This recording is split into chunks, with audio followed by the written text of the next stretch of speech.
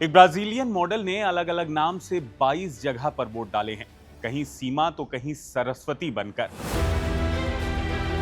एक घर से 500 से ज्यादा वोटरों ने वोट डाले हैं। ये वो आरोप हैं जो एक बार फिर राहुल गांधी ने इलेक्शन कमीशन पर बिहार चुनाव के ठीक एक दिन पहले हाइड्रोजन बम के नाम से दागे हैं। ब्राजील की महिला 22 बार 10 बूथों में हरियाणा में वोट कर रही है।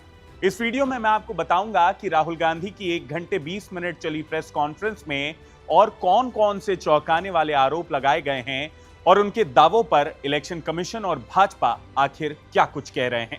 नमस्कार, मेरा नाम है प्रियांशु सिंह और आप देख रहे हैं IBC 24 डिजिटल। कांग्रेस सांसद और विपक्ष के नेता राहुल गांधी ने गुरुवार को एक बार फिर वोट चोरी को लेकर एक प्रेजेंटेशन दिया।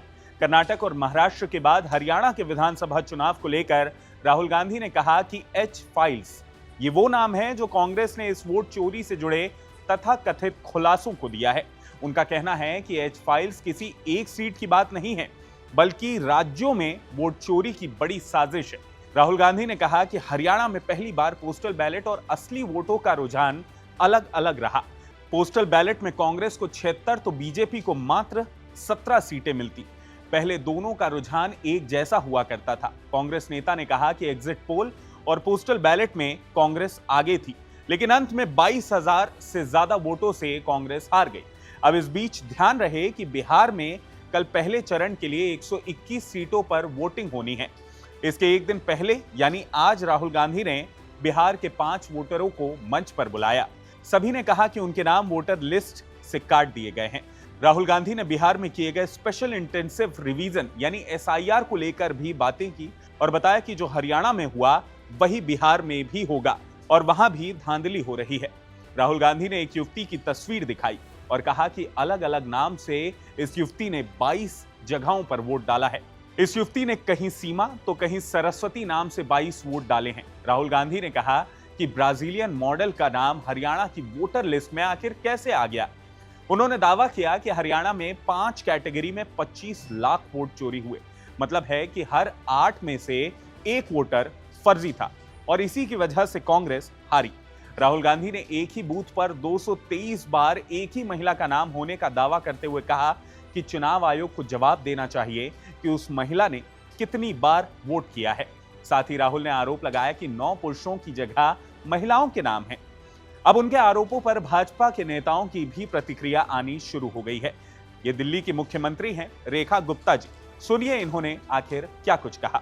गांधी इलेक्शन कमीशन है, भगवान है, कौन सी सर्टिफिकेट गिविंग एजेंसी है, उसकी बात कौन माने, जनता क्यों माने।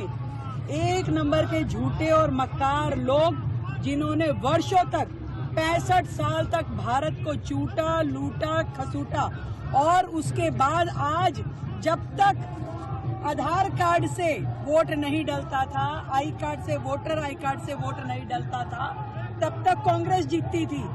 जब से इलेक्शन कमीशन द्वारा वोटर कार्ड के द्वारा वोट डालना कंपलसरी हो गया, कांग्रेस ने जीतना बंद कर दिया। ये उनकी सच्चाई है।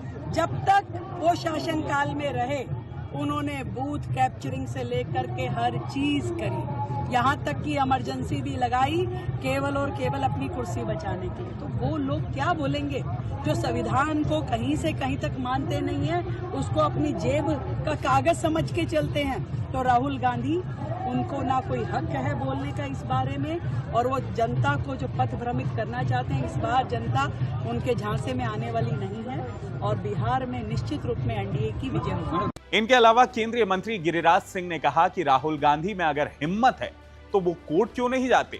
कि है हिम्मत तो क्यों नहीं 2 महीना में चुनाव आयोग को आपने रिपोर्ट दाखिल किया, क्यों नहीं कोर्ट में गए तो कोर्ट क्यों रिजेक्ट कर दिया। यानी सबूत नहीं था, केवल भ्रम फैलाना। अब ये भी देखना दिलचस्प होगा कि चुनाव आयोग अपने ऊपर लगे इन आरोपों का आखिर एक बार फिर कैसे जवाब देता है। पर इन सब के बीच आप व्यूअर्स मुझे एक बात समझाइए कि क्या प्रेस कॉन्फ्रेंस का कल होने वाले मतदान में कुछ असर देखने को मिलेगा या नहीं। कमेंट में आप क्या सोचते हैं हमें जरूर बताइएगा। नमस्कार।